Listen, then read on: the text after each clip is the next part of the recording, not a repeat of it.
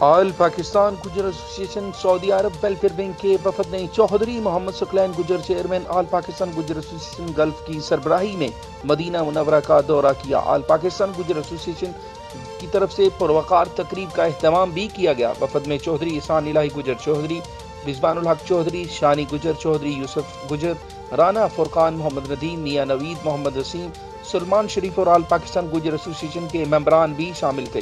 وفد نے مدینہ منورہ میں سعودی عرب کے مختلف شہروں سے آئے ہوئے مہمانوں سے ملاقات کی، جس میں چوہدری یونس علی گجر وائس چیئرمین الجبیل اور چوہدری تنویر احمد گجر وائس چیئرمین تبوک سے خصوصی ملاقات ہوئی۔ چوہدری محمد شکیل گجر صدر آل پاکستان گجر ویلفیئر ایسوسی ایشن مدینہ منورہ اور چوہدری محمد ارشد چیئرمین آل پاکستان گجر ایسوسی ایشن ویلفیئر ونگ نے پروقار جوہرانہ کا اہتمام بھی کیا۔ جوہرانہ میں Chaudhry Muhammad Azhar Warraich chairman Pakistan overseas global community نے اپنے وفد کے ہمراہ شرکت کی۔ اس تقریب میں چوہدری تنویر احمد نے مہمانوں کو تارکی شیلڈ اور تحائف بھی پیش کیے۔ اس موقع پر چوہدری محمد ثقلین گجر نے میڈیا سے گفتگو کرتے ہوئے کہا، سعودی عرب میں مقیم پاکستانیوں کے دکھ درد میں شریک ہونا اولین ترجیح ہے۔